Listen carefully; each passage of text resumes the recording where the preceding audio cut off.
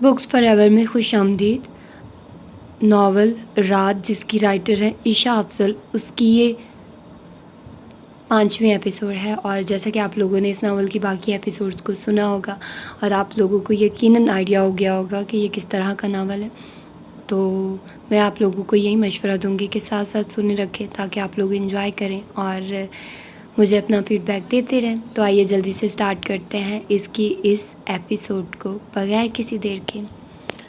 آج کا دن زخرف نور کے نام تھا. ٹی وی اسکرین پہ نگاہیں مرکوز کیے برہان کمال اس کو دیکھ رہا تھا، جو اپنے سٹائل سے مقابل کو زیر کرنے کی طاقت رکھتی تھی. وہ ہمیشہ اس سے متاثر رہا تھا. وہ تھی ہی ایسی کہ اس سے متاثر ہوئے بغیر رہا ہی نہیں جا سکتا تھا. مارننگ شو ابھی جاری و ساری تھا. ڈھیروں مدعا اس کے بولنے کو غور سے سننے میں مصروف تھے. اس کی زبان سے نکلنے والے الفاظ کچھ لوگوں کے لیے اہم ثابت ہو رہے تھے. وہ کہیں لوگوں کی انسپریشن تھی تو کہیں اس سے حسد میں مبتلا تھے. مگر وہ کیا کہتے ہیں کہ اگر آپ کو برا جاننے کے باوجود بھی لوگ آپ کے بارے میں مکمل خبر رکھتے ہیں تو دراصل وہ آپ کے سرکش مدعا ہوتے ہیں، اور یہ متاثر ہونے والے مدعاؤں سے زیادہ فائدہ مند ثابت ہوتے ہیں. ایسے ہی سرکش مدعا اس کے کھاتے میں بھی آتے تھے. شو میں وقفے کا عندیہ دیا گیا. آخر کو جو لوگ اپنی اشیاء کی تشہیر کے لیے ان کو پیشہ فراہم کرتے ہیں، ان کی پروڈکٹ کو عوام کے سامنے بہترین دکھانا ان کے اولین فرائض میں شامل تھا. اور عوام تو جیسے بے وقوف ہے. خیر ہے تو بریک کے باعث وہ اٹھ کر سیٹ سے تھوڑا دور چلی آئی. اس کا میک اپ بالکل فریش تھا، اس لیے اسے کسی ٹچ کی ضرورت نہیں تھی، اور انٹرویو کے لیے وہ ویسے بھی مکمل تیاری سے آئی تھی. ایک ورکر کو پانی کی بوتل لانے کا اشارہ کرتے وہ سائڈ پہ آ گئی، کیونکہ تھوڑی تازہ ہوا کی ضرورت محسوس ہوئی تھی. فون ہاتھ میں ہی موجود تھا لیکن وائبریشن موڈ پہ تھا. عین اسی لمحے برہان نے اس کے نمبر پہ میسج کیا اور پھر اس کے جوابی میسج کا انتظار کرنے لگا. واٹس ایپ چیٹ کھول کر رکھی ہوئی تھی. گاہے بگاہے نظر ٹی وی کی جانب بھی کر لیتا. وہ ایک سیکنڈ بھی مس نہیں کر سکتا تھا، اس لیے بریک میں بھی بار بار چینل دیکھ رہا تھا. اچانک فون پہ بپ ہوئی تو اس نے وجہ جاننی چاہی. سونا کالنگ لکھا آ رہا تھا. وہ گہرا مسکرایا، پھر کال ریسیو کی. میں جانتا تھا کہ تم میسج کا جواب کال سے ہی دو گے. لہجہ نہایت تو شاش بشاش تھا. یوں جتایا گویا تمہیں بہت اچھے سے جانتا ہوں، بہت جانتے ہو میرے بارے میں. متاثر کن انداز، گویا وہ بہت محظوظ ہوئی ہو. آپ کے بارے میں جانے بغیر گزارا جو نہیں. نہایت دل سوز لہجے میں جواب دیا، جس پہ وہ نفی میں سر ہلا کر رہ گئی. تم اس سونا نے میرا بھیجا تحفہ قبول کر کے مجھے عزت سے نوازا. وہ شو میں اس کو دیکھ کر سب سے زیادہ خوش اس بات پہ تھا کہ اس نے اس کے دیے ہوئے ٹاپس پہن رکھے تھے. میں تحفہ رد نہیں کرتی. ہائی ہیل سے وہ ادھر سے ادھر چلنے لگی. ایسے بات کرنے کا بھی اپنا ہی مزہ تھا. ایک بات پوچھوں؟ محتاط انداز تھا، ساتھ ہی صوفہ سے ٹیک چھوڑ کر سیدھا ہوا. کہو. ماما نے دوبارہ تو کوئی ریاکشن نہیں دیا. اسے فکر ہو رہی تھی کہ کہیں مائدہ بیگم نے دوبارہ اسے کچھ کہہ نہ دیا ہو. آخر کو نیوٹن کے مطابق ہر ایکشن کا ریاکشن بھی تو ہوتا ہے، اور ریاکشن بھی اتنی ہی مقدار بھی ہوتا ہے جتنی مقدار میں ایکشن کیا گیا ہوتا ہے. اس کے پوچھنے پر نور کو اپنے چہرے پہ تپش کا احساس ہوا. یہ تو شکر تھا کہ نشان نہیں بنا تھا، ورنہ وہ شاید مربت و لحاظ بھی بھول جاتی. آخر کو اسے اپنی حسن پہ داغ یا نشان نہیں چاہیے تھا. یار تمہاری ماما اور میری ممانی کا ہاتھ بہت زور سے لگا ہے. وہ اس کا دوست تھا تو اس سے کیوں چھپاتی؟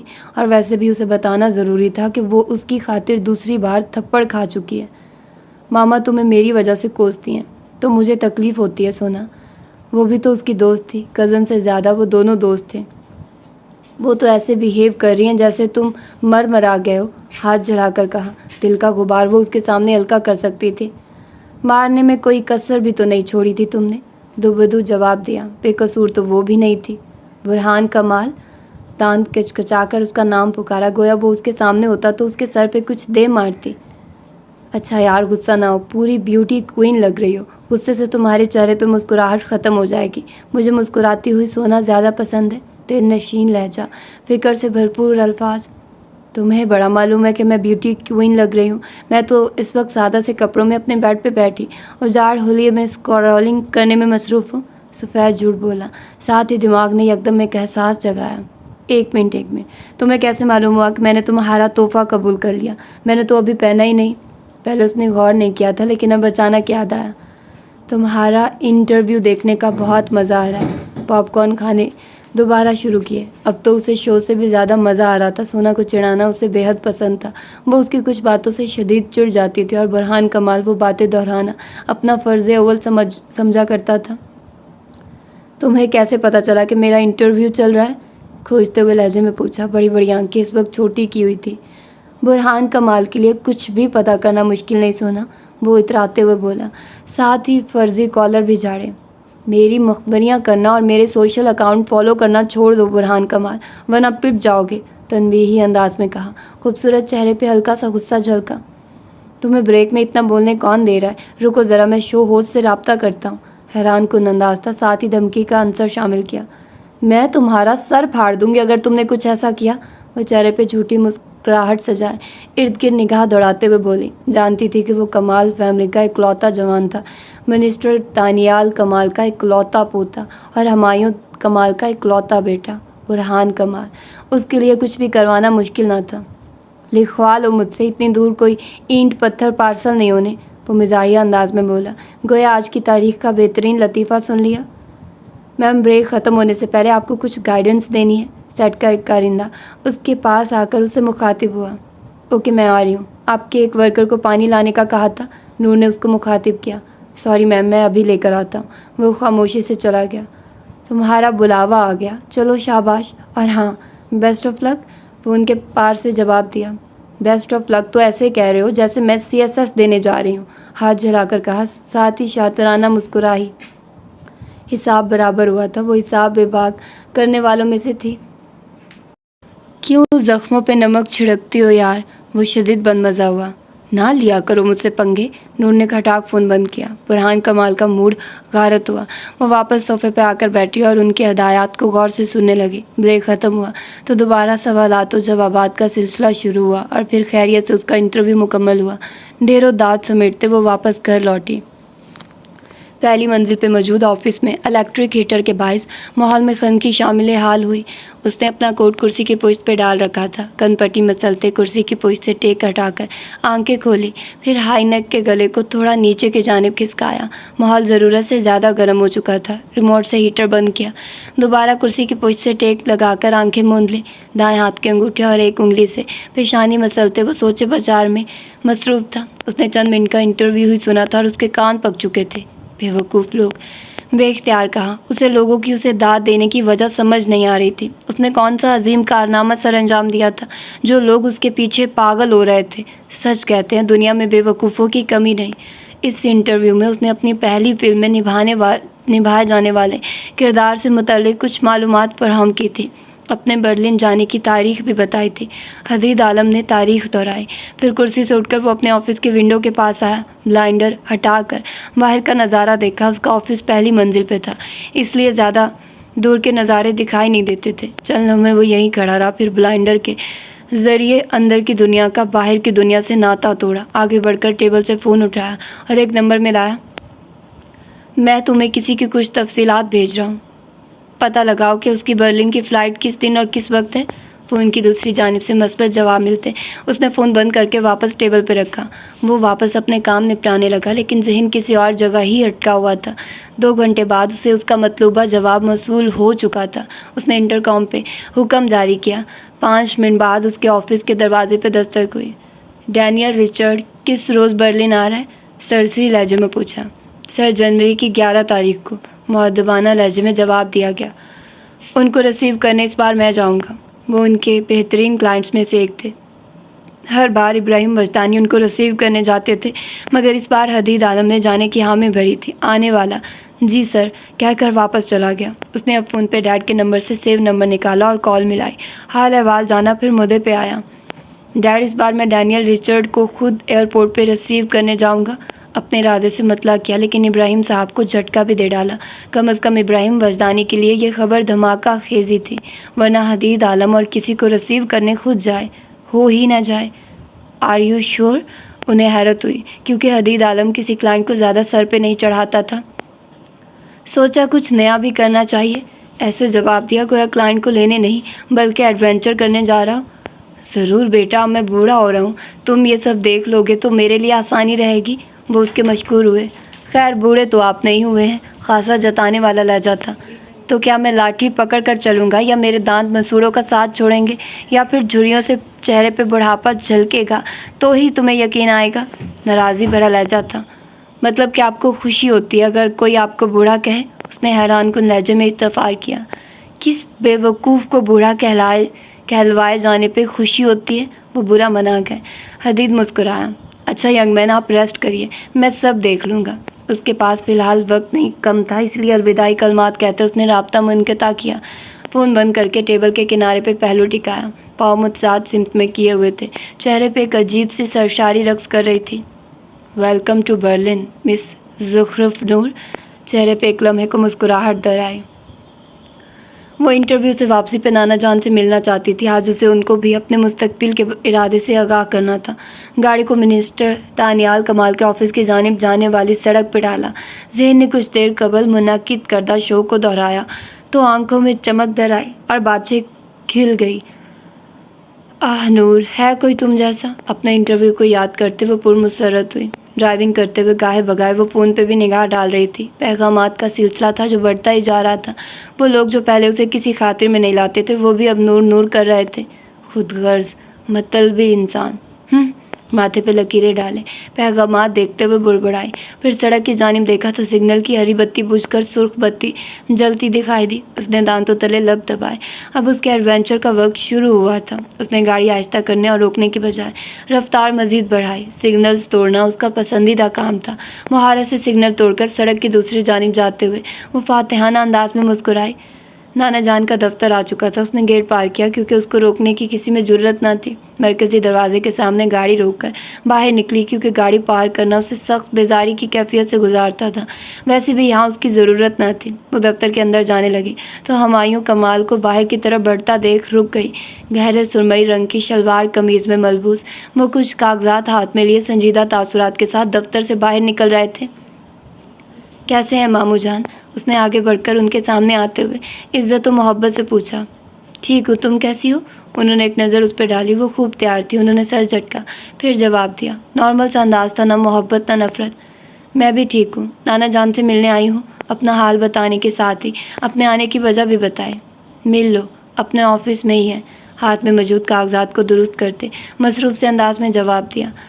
नूर ने जी कहा तो वो आगे बढ़ गए। नूर ने सीढ़ियाँ अबूर करते दूसरी मंजिल पर मौजूद मिनिस्टर दानियाल कमाल के ऑफिस का दरवाज़ा नॉक किया।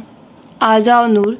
अंदर से आवाज़ उभरी तो उसने मुंह बनाया और ऑफिस के अंदर आई। वो सरबराही कुर्सी से उठ चुके थे। मोतिये रंग की शलवार कमीज़ के साथ भूरा कोट पहन रखा था। बारोब शख्सियत पे कौमी लिबास खासा जच रहा था। नूर ने आंखें छोटी करके उन्हें देखा, कम और घूरा ज़्यादा। इट्स नॉट फेयर मिनिस्टर साहब, नाराज़ लहजे में बोली। वो चाहती थी कि वो उसे ना पहचाने। तुम्हारे अलावा कोई ऐसे बचकाना नॉक नहीं करता नूर। मुस्कुराहट दबाए जवाब दिया। फिर आगे बढ़कर बाजू फैलाए जिनमें नूर मुकम्मल समा गई। सोचा इस बार ऑफिस जाकर ही मिल लो। उनके सीने से लगे अपने आने की वजाहत दी। तुम्हें हर जगह आने की इजाज़त है बेटा, वजाहत न दो। उसके बालों पर बोसा देते जवाब दिया। फिर वो उनसे अलहदा हुई। दानियाल कमाल साइड पर रखे सोफ़ों में से एक की जानिब उसे लेकर चले। वो सोफ़े पर बैठ गई। ऑफिस का माहौल गर्म था, इसलिए जो हल्का सा ठंड का एहसास था वो भी दम तोड़ गया। अपना पसंदीदा कहवा पिला दे, फरमाइश करते हुए उसके चेहरे पे धनक रंग थे। दानियाल कमाल को खुशी हुई। इंटरकॉम उठाकर नंबर मिलाया उसके और अपने लिए कहवा लाने का कहा। कहवा तो आ जाता, लेकिन तुम ये बताओ कि नाना को अब बताने आई हो? मुँह पर शिकवा हुए। वो जानती थी कि नाना उसकी मुकम्मल मुखबरी करवाते हैं, इसलिए यह खबर उन तक पहुंचना कोई बड़ी बात नहीं थी। नूर ने उनका हाथ थामकर उनको अपने बराबर बिठाया। उसने उनका हाथ नहीं छोड़ा और ना ही उन्होंने छुड़वाने की कोशिश की। बताने नहीं, इजाज़त लेने आई हूँ। उनकी शफकत भरे चेहरे की जानिब देखकर मासूमियत भरे अंदाज में कहा। सब तय होने के बाद कौन सी इजाज़त? वो बरहम हुए। उसे एहसास होना चाहिए था कि वो उसके लिए कितने फ़िक्रमंद रहते हैं। आप कहेंगे तो रुक जाऊंगी, दो बदो कहा। आंखों में सच्चाई का अक्स नुमाया था। दानियाल कमाल ने उसकी सच्चाई को देखा क्योंकि उसे परखने की ज़रूरत नहीं थी। और मैं कभी ये कहूँगा नहीं, अपने इरादे से भी आगाही दी। इसीलिए तो मुझे फ़िक्र नहीं थी, आपने मना नहीं करना था। नज़रें उनके चेहरे पे ही थी। उनके जवाब पे आंख का कोना दबाया। बहुत बड़ी ड्रामेबाज हो, वो उसके सर पे चपत लगाते हुए बोले। उन्हें पक्का यकीन था उस लड़की से ज़्यादा एक्टिंग उनके ख़ानदान में कोई नहीं कर सकता था। अब तो फिल्म की हीरोइन कहिए کیا ہی شاہانہ انداز تھا۔ اٹھی ہوئی مغرور گردن کے ساتھ اترا کر بولی، سیکنڈ لیڈ بچے سیکنڈ۔ وہ اسے تنگ کرنے لگے۔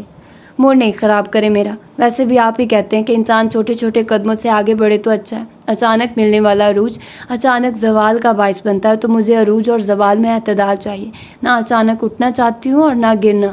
کافی سمجھداری سے کہا۔ واہ واہ، داد دینے والا انداز تھا۔ وہ اس کی بات سے مکمل متفق تھے۔ اسی اثنا میں دروازے پہ دستک ہوئی۔ دروازہ کھٹکھٹائے جانے کی آواز پہ وہ بے اختیار مسکرائی۔ توبہ ہے، دروازہ بجانے میں بھی اتنی تمیز! وہ یقیناً دروازہ بجانے والے کی تمیز کی قائل ہوئی۔ آنے والے نے ان کے سامنے موجود ٹیبل پہ قہوہ رکھا۔ نور اس کو گھورنے میں مصروف عمل ہوئی۔ نانا نے اس کی حرکت کو بغور دیکھا۔ تم وہی ہو نا جو اس دن میری گاڑی سے ٹکرائے تھے؟ مشکوک نظروں سے اس کو دیکھ کر استفسار کیا۔ وہ ایک ٹانگ سے لگڑا کر چلتا ہوا شخص جانا پہچانا سا تھا۔ اس نے نگاہیں نور کی جانب کی، پھر کچھ یاد کرتے مثبت انداز میں سر ہلایا۔ دانیال کمال نے نفی میں سر ہلایا۔ یہ لڑکی ان کے اسٹاف کو یقیناً معذور کرنے والی تھی۔ تم ٹھیک ہو اب؟ فکر مندی سے پوچھا۔ جس کو خود ٹھوکا ہو اس کی عادت تو لازم و ملزوم تھی نور پہ۔ جی میڈم جی، اس لڑکے نے نہایت تابعداری سے کہا، حالانکہ اس کا لنگڑا کر چلنا اس بات کی دلیل کے لیے کافی تھا کہ بیچارہ ابھی تک تکلیف کا شکار ہے۔ نانا آپ اس کو چھٹی دے دے کچھ دن، اور تنخواہ نہیں کاٹنا۔ پچھتاوے سے بھی تو نکلنا تھا، اس لیے نانا سے فیور کا کہا۔ کیا ڈالا؟ جاؤ بچے چھٹیاں مناؤ۔ انہوں نے فوری اسے چھٹیاں عنایت کی۔ وہ شخص نور کا ممنون ہوا۔ بہت شکریہ صاحب جی۔ سانولے رنگ والا وہ شخص بہت مشکور ہوا۔ رکو ذرا۔ وہ دروازے کی طرف جا رہا تھا کہ دانیال کمال کی پکار پہ رک گیا۔ جی صاحب جی، سوالیہ انداز میں ان کی طرف دیکھا، گویا انکار ہی نہ کر دے۔ ویسے بھی ان سیاستدانوں کا کون سا بھروسہ تھا، پل میں تولا پل میں ماشا۔ یہ چند پیسے بھی رکھ لو، اپنی ٹانگ کا صحیح سے علاج کرواؤ۔ انہوں نے اپنی جیب سے والیٹ نکال کر چند، جو ان کے نزدیک چند تھے لیکن اس سانولے لڑکے کے لیے بہت زیادہ تھے، نکال کر اس کے آگے کیے۔ اس لڑکے نے اپنی سوچ پہ لا حول ولا قوت پڑھا کتنا غلط گمان کیا تھا اس نے اس عظیم انسان کے بارے میں۔ اللہ تہاڑے اتے رحم کرے، اللہ آپ پہ رحم کرے۔ وہ ساختہ دعا دی جس پہ منسٹر صاحب نے سر ہلایا، گویا کہا ہو شکریہ دعا کے لیے۔ نور کی مسکراہٹ گہری ہوئی۔ وہ سانولے رنگ والا لڑکا پرمسرت سا دفتر سے نکل گیا۔ شکریہ نانا جان، وہ ان کے شانے سے لگ کر پرمسرت سے بولی۔ میں تمہارے حصے کے سارے نقصان بھی اپنے سر لے لوں بچے، یہ تو کوئی بات ہی نہیں تھی۔ اس کے گرد حصار قائم کر کے شفقت سے کہا، جس پہ نور کی آنکھیں نم ہوئی۔ میں بالکل ٹھیک کہتی ہوں۔ کندھے سے سر اٹھا کر ان کے چہرے کی طرف دیکھ کر کہا۔ کیا؟ سوالیہ انداز۔ اس پوری دنیا میں نور کو منسٹر دانیال کمال سے زیادہ کوئی نہیں چاہ سکتا، سچے دل سے کہا۔ دانیال کمال مسکرائے۔ اب تو ایکٹنگ کے ساتھ مکھن بھی لگانے لگی ہو۔ وہ اس کی تعریف پہ کہکا لگا گئے تھے۔ آپ کا کیا جاتا ہے، انجوائے کریے تعریف کو۔ انتہائی غیر سنجیدہ انداز تھا۔ اچھا یہ بتاؤ، جرمنی جا کر کہاں رہو گی؟ وہ اب ازلی بزرگوں والی ٹون میں آ گئے، جنہیں ہر چیز کی تفصیل چاہیے ہوتی ہے۔ جو جگہ فلم ڈائریکٹر دے گا وہیں رہوں گی۔ ہاں البتہ نازش آنٹی کی طرف بھی چکر لگا لوں گی، قہوے کا گھون بھر کر تسلی سے بتایا۔ دانیال کمال کا سکون غارت ہوا۔ نازش؟ عائشہ کی دوست؟ کنفرم کرنا چاہا۔ اور کون ہو سکتی ہے؟ سادگی سے کہہ کر دوبارہ قہوے کا گھون بھرا تو گرم قہوے نے خوراک کی نالی سے گزر کر معدے میں جاتے ہوئے گرم سا احساس پیدا کیا، جو موسم کے حوالے سے کافی خوشکن ثابت ہوا۔ وہ وہاں کیا کر رہی ہے؟ ان کے تاثرات پل بھر میں ہی سنجیدہ ہوئے۔ اب ہر کوئی میرے بابا کی طرح ایماندار تھوڑی نہ ہوتا ہے نانا جان، یعنی اس کا شوہر اپنی فیملی سمیت آج کل جرمنی میں ہے۔ پرسوچ انداز تھا جس پہ نور نے اس بات میں سر ہلایا۔ اچھا میں نے پوچھنا تھا کہ آپ کو کچھ چاہیے جرمنی سے تو بتا دیں، میں ضرور لے کر آؤں گی۔ اسے اچانک یاد آیا، منسٹر صاحب نے اسے دیکھا۔ وہ پرشوق سی دکھی، ان کے تاثرات بھی ڈھیلے پڑے۔ وہ زیر لب مسکرائے۔ مثلاً کیا لاؤ گے؟ جو آپ کہیں، پرجوش ہو کر کہا، جس پہ دانیال کمال سوچنے کی اداکاری کرنے لگے۔ اچھا کچھ یاد نہیں آ رہا، لیکن میں تمہیں فون پہ بتاؤں گا کہ کیا لے کر آنا ہے۔ ہاں یہ بھی ٹھیک ہے، اچھے سے سوچ لیں۔ اب میں جا رہی ہوں، بہت کام کرنے ہیں ابھی۔ اپنا کلچ ٹیبل سے اٹھا کر اس نے گویا جانے کا اندھیا دیا۔ اللہ کی امان میں جاؤ بچے، انہوں نے اسے دعا دی۔ وہ دروازے تک آئی، پھر مڑی۔ ماما سے مل لیجیے گا، اب تو میں بھی نہیں ہوں یہاں۔ آپ دونوں کے درمیان جو بھی رنجش ہے اسے دور کر لیں، حسرت سے کہا، جس پہ دانیال کمال نے سر کو ہلایا۔ وہ چلی گئی، لیکن منسٹر دانیال کمال کو ماضی کے جھروکوں میں گھر کر گئی۔ وہ شہر کی نامور شخصیت شمار کیے جاتے تھے۔ اپنے خاندان کے پہلے سیاسی فرد جنہیں دن بدن ترقی پہ جاتا دیکھ پورا خاندان خاکستر تھا۔ انہیں بہت لطف آتا تھا۔ ان کی ایسی حالت دیکھ کر جلتے کو مزید جلانا انہیں بیحد پسند تھا۔ وہ اپنے بچوں کو بھی اعلیٰ مقام پہ دیکھنے کے خواہاں تھے۔ گو کہ ان کا ایک ہی بیٹا اور ایک ہی بیٹی تھی، لیکن وہ بیٹی سے زیادہ اٹیچ تھے۔ ویسے بھی ان کے خاندان میں بیٹوں پہ فوقیت دی جاتی تھی۔ اپنی بیٹی کے لیے انہیں کوئی ایسا انسان چاہیے تھا جو اپنا نام اور مقام رکھتا۔ گو کہ ان کے خاندان میں کافی لڑکے موجود تھے، لیکن وہ کسی کو عائشہ کے قابل نہ سمجھتے تھے۔ عائشہ کمال میڈیکل کی اسٹوڈنٹ تھی۔ وہ ان کے خاندان کی پہلی ڈاکٹر بننے والی تھی۔ ہمایوں کے مقابلے میں وہ کافی ذہین اور پرکشش تھی۔ دانیال کمال کو عائشہ سے زیادہ لگاؤ کی ایک وجہ یہ بھی تھی کہ وہ ان کا نام روشن کر رہی تھی۔ یہ انہی دنوں کی بات تھی جب ان کے ایک دوست جو فوج میں تھے، وہ ان سے ملاقات کرنے آرمی کینیڈ گئے۔ یہاں پہلی بار ان کی ملاقات میجر آدم محمود سے ہوئی۔ وہ ایک اچھے خاندان سے تعلق رکھنے والا، پرنفیس، پرکشش، خوبصورت اور رعبدار شخصیت کا مالک تھا۔ ان کی چال ڈھال، بات کرنے کا انداز، عادات و اطوار سب اتنا متاثر کن تھا کہ دانیال کمال جیسا انسان بھی متاثر ہوئے بغیر نہ رہ سکا۔ پہلی ملاقات میں ہی آدم محمود سے انسیت محسوس کرتے ہوئے وہ واپس آ گئے تھے۔ ان کی بیٹی عائشہ کی تعلیم بھی اپنے آخری مراحل میں تھی۔ وہ اسے اپنی بیٹی کے لیے سوچنے لگے۔ ایک دن تو انہوں نے اپنی بیگم سے باقاعدہ اس کا ذکر بھی کیا، جس پہ وہ شش و پنج کا شکار ہو گئی۔ آپ جانتے ہیں فوج والوں کی زندگی کا کوئی بھروسہ نہیں ہوتا۔ نصرت بیگم نے انکار کا پہلا اور سب سے اہم جواز پیش کیا۔ بھروسہ تو سیاسی لوگوں کی زندگی کا بھی نہیں ہوتا۔ تو تمہارے والدین نے تمہیں مجھ سے کیسے بیاہ دیا؟ ابرو اچکا کر پوچھا۔ بیک وقت انہیں لاجواب بھی کر دیا۔ وہ خاموش ہو گئی۔ لیکن ابھی یہ بات عائشہ کی تعلیم مکمل ہونے تک دب گئی تھی، لیکن خدا کو جانے کیا منظور تھا۔